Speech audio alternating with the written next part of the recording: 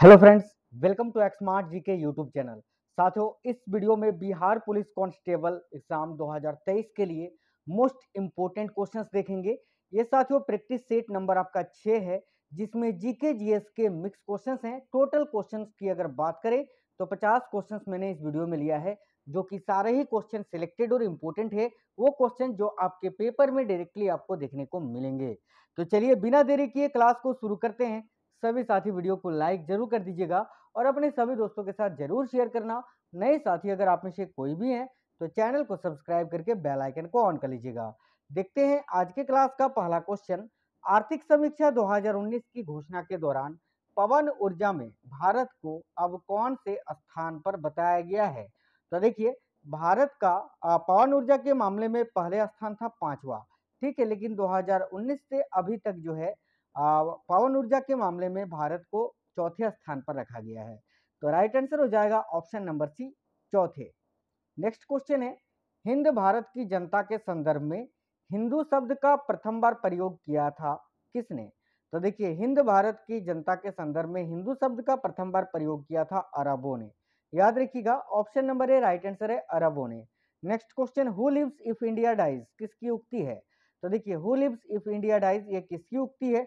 तो पंडित जवाहरलाल नेहरू जी की। Option number a right है। देखिए, बहुत ही इंपॉर्टेंट क्वेश्चन से आप लोग वीडियो को लाइक जरूर कर दीजिएगा साथियों, और अपने सभी दोस्तों के साथ जरूर शेयर करिएगा। अगर आप में से कोई भी साथी नए हैं तो चैनल सब्सक्राइब करके बेल आइकन को ऑन कर लीजिएगा। आज के क्लास का अगला क्वेश्चन है, किस काल की लिपि को चित्रकार लिपि कहा जाता है? तो देखिए, वो कौन से काल की लिपि है जिसको चित्रकार लिपि कहा जाता है? तो सिंधु काल की लिपि को। ऑप्शन नंबर ए करेक्ट है। अगला क्वेश्चन है, राष्ट्रीय एकता दिवस किस दिन मनाया जाता है? तो देखिए, राष्ट्रीय एकता दिवस जो है साथियों, वो 31 अक्टूबर को मनाया जाता है। तो 31 अक्टूबर आपको ऑप्शन में है नहीं, मैंने यहाँ थोड़ा सा मिस टाइप हो गया है। तो 31 अक्टूबर आपको याद रखना है, ऑप्शन नंबर डी को आप 31 अक्टूबर पढ़िए, ठीक है। राष्ट्रीय एकता दिवस जो है ये 31 अक्टूबर को मनाया जाता है। अगला क्वेश्चन देखेंगे, तो सीमा सुरक्षा बल द्वारा पाकिस्तानी सीमा में घुसपैठ रोधी ग्रिड को मजबूत करने हेतु किस अभ्यास का आयोजन किया गया था? तो देखिए, बहुत ही इंपॉर्टेंट क्वेश्चन है, याद रखिएगा। करेक्ट आंसर हो जाएगा साथियों ऑप्शन नंबर डी, सुदर्शन, ठीक है।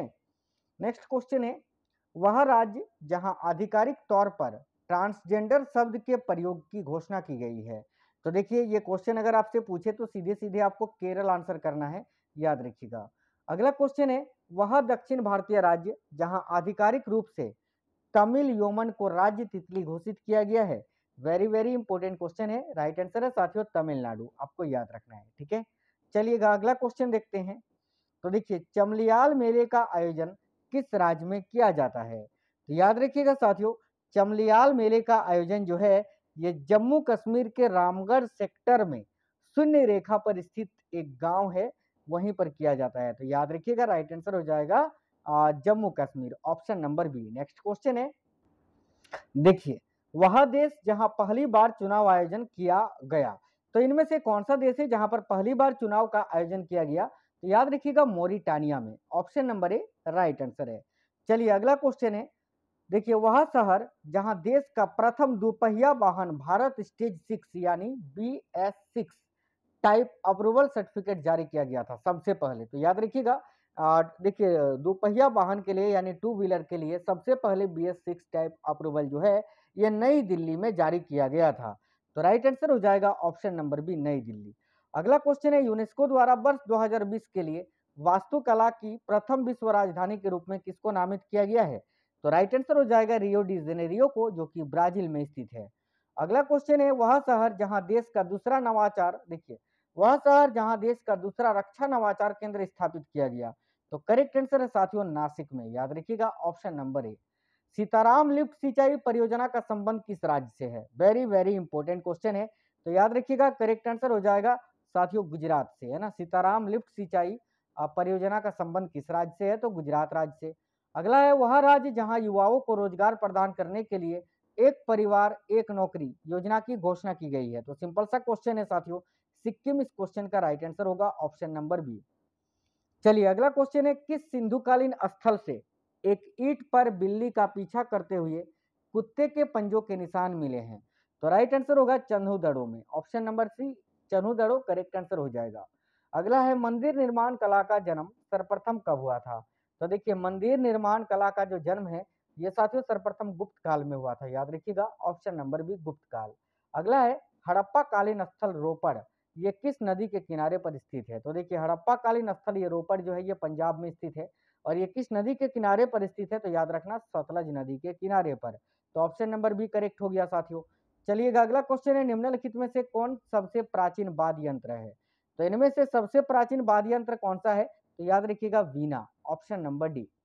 अगला है देखिए वे राष्ट्रीय नेता कौन थे जो 1925 में सेंट्रल लेजिस्लेटिव असेंबली के अध्यक्ष निर्वाचित हुए थे? बहुत ही अंदर का क्वेश्चन है लेकिन वेरी वेरी इंपॉर्टेंट क्वेश्चन है, याद रखिएगा विट्ठल भाई पटेल। ठीक है साथियों 1925 में ये सेंट्रल लेजिस्लेटिव असेंबली के अध्यक्ष निर्वाचित हुए थे। अगला क्वेश्चन है पूर्व मध्यकाल में विजयालय ने चोल राज्य की स्थापना कब की थी? तो राइट आंसर हो जाएगा 846 ईस्वी में, ऑप्शन नंबर बी। नेक्स्ट है पल्लवों के एकात्मीय रथ मिलने का स्थान क्या है? तो देखिए पल्लवों के एकात्मीय रथ मिलने का स्थान कहाँ है? तो याद रखिए Mahabalipuram, option number c. Next है अलीगढ़ मुस्लिम विश्वविद्यालय की स्थापना किसने की थी? तो साथियों देखिएगा अलीगढ़ मुस्लिम विश्वविद्यालय की स्थापना सैयद अहमद खान ने की थी, ऑप्शन नंबर ए करेक्ट हो जाएगा। अगला है भक्ति आंदोलन का प्रारंभ किसने किया था? तो याद रखिए बहुत इंपॉर्टेंट क्वेश्चन है, देखिए भक्ति आंदोलन का प्रारंभ पूछा है, याद रखिएगा आलवार नायनार संतों के द्वारा। तो ऑप्शन नंबर ए करेक्ट हो जाएगा साथियों। अगला है यूरोपीय व्यापारिक कंपनियों के कारखाने किस प्रकार के होते थे? तो देखिए यूरोपीय व्यापारिक कंपनियों के जो कारखाने होते थे वो साथियों भंडारगृह एवं उत्पादन केंद्र दोनों ही होते थे। तो option number c correct answer हो जाएगा। तुगलकनामा के रचनाकार का क्या नाम है? तो याद रखिएगा तुगलकनामा के रचनाकार हैं Amir Khusro, option number c correct है। अगला है प्राचीन भारत में भारत पर आक्रमणों के संबंध में कौन सा सही कालानुक्रम है? यानी देखिए प्राचीन काल में भारत पर आक्रमण जो हुआ था उसका सही कालानुक्रम बताना है। तो सबसे पहले यूनानी, फिर शक और फिर कुषाणों ने आक्रमण किया था। तो राइट आंसर होगा ऑप्शन नंबर ए। अगला है अजंता चित्रकारी का विषय वस्तु निम्नलिखित में से किससे संबंधित है? तो राइट आंसर होगा सीधे सीधे आपको बताना है बौद्ध धर्म से, ऑप्शन नंबर बी।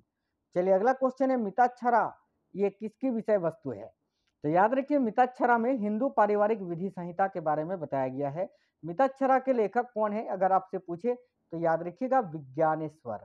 ठीक है चलिए नेक्स्ट क्वेश्चन है बरिंद्र कुमार घोष के क्रियाकलापों ने एक गुप्त क्रांतिकारी संगठन को बंगाल में जन्म दिया था, वह कौन सा संगठन था? तो साथियों याद रखना अनुशीलन समिति, ऑप्शन नंबर ए राइट हो जाएगा। अगला क्वेश्चन है निम्न में से कौन एक बौद्ध ग्रंथ 16 महाजन पदों का उल्लेख करता है?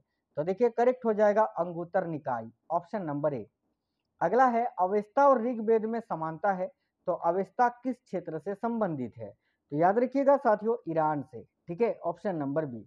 नेक्स्ट क्वेश्चन है कुषाण काल के दौरान मूर्तिकला की गंधार शैली निम्नलिखित में से किसका मिश्रण है? तो याद रखिए भारत ग्रीक शैली का या तो यूनानी शैली आप बोल सकते हैं। ठीक है चलिए ऑप्शन नंबर डी करेक्ट हो जाएगा। अगला क्वेश्चन हो गया आपका नरसिम्हन समिति का संबंध किससे है? तो देखिए नरसिम्हन समिति का संबंध किससे है?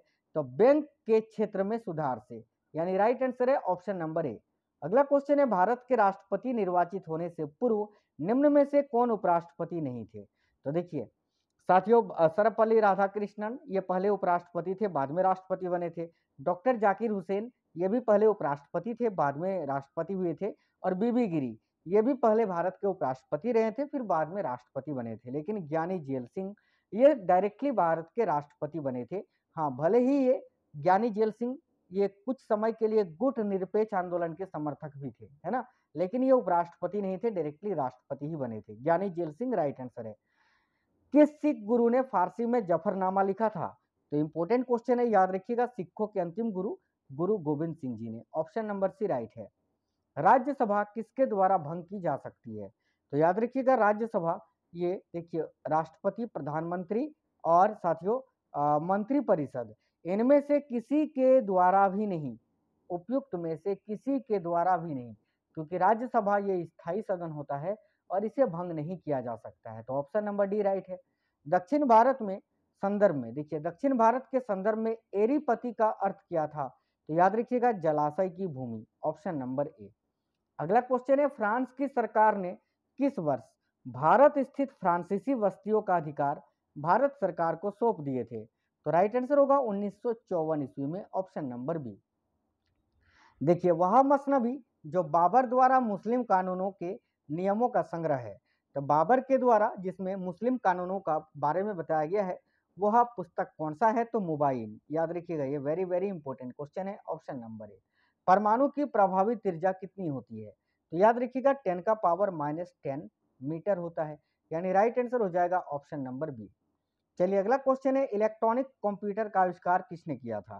तो देखिए, एलन ट्यूरिंग ने सबसे पहले इलेक्ट्रॉनिक कंप्यूटर का आविष्कार किया था। देखिए, वह धातु जो गर्म सोडियम हाइड्रोक्साइड विलयन से अभिक्रिया कर कर हाइड्रोजन गैस देती है। तो देखिए, जिंक वह साथियों, जिंक वो धातु है जो गर्म सोडियम हाइड्रोक्साइड विलयन से अभिक्रिया करके हाइड्रोजन गैस को बाहर निकालती है। ठीक है। चलिए, अगला क्वेश्चन है, प्रकाश संश्लेषण के लिए कौन सी गैस आवश्यक है? तो याद रखिएगा carbon dioxide, option number D correct हो गया। अगला क्वेश्चन है, निम्नलिखित में से कौन सी भाषा है जो संविधान की 8वीं अनुसूची में नहीं है? तो देखिए, राइट आंसर होगा भोजपुरी, ऑप्शन नंबर डी। ये संविधान की 8वीं अनुसूची में नहीं है। संविधान की 8वीं सूची में कुल 22 भाषाओं को शामिल किया गया है, जिसमें उर्दू भी है, नेपाली भी है, कोंकणी भी है, लेकिन भोजपुरी को नहीं शामिल किया गया है। अगला क्वेश्चन है, राज्य का मुख्यमंत्री किसके प्रति उत्तरदायी होता है? तो याद रखिएगा विधानसभा के प्रति। जिस तरह प्रधानमंत्री जो होते हैं वो लोकसभा के प्रति उत्तरदायी होते हैं, उसी तरह राज्य के जो मुख्यमंत्री होते हैं वो विधानसभा के प्रति उत्तरदायी होते हैं। अगला है, भारत के नियंत्रक और महालेखा परीक्षक की रिपोर्ट की समीक्षा करने वाली संसदीय समिति कौन सी है? तो देखिए, राइट आंसर होगा लोक सेवा समिति, ऑप्शन नंबर सी। चलिए, अगला क्वेश्चन देखते हैं। तो बलवंत राय मेहता समिति को देखिए, बलवंत राय मेहता समिति को किसको अधिक शक्तिशाली बनाने का सुझाव दिया था? तो राइट आंसर हो जाएगा पंचायत समिति को। राइट आंसर है ऑप्शन नंबर सी। अगला क्वेश्चन है साथियों, भारत में पंचायती राज अधिनियम कब लागू हुआ था?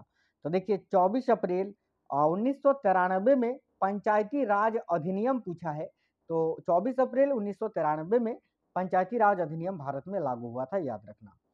चलिए, भारतीय संविधान को कितने भागों में विभाजित किया गया है? तो मूल रूप से याद रखिएगा साथियों 22 भागों में। ठीक है। चलिए, option number b right answer है। अभी सभी साथी कमेंट बॉक्स में कमेंट करके बताइएगा ये वीडियो आपको कैसा लगा है, क्वेश्चंस कैसे थे। सभी लोग कमेंट बॉक्स में कमेंट कर दीजिए। वीडियो को लाइक जरूर कर दीजिएगा, अपने सभी दोस्तों के साथ जरूर शेयर करना। तो साथियों, मिलते हैं अगली वीडियो में, तब तक आप लोग बने रहें स्मार्ट जीके के साथ। सारे क्लास को देखिए, चैनल के अंदर आपको वीडियोस मिल जाएंगी। तो मिलते हैं अगली वीडियो में, तब तक के लिए जय हिंद, वंदे मातरम।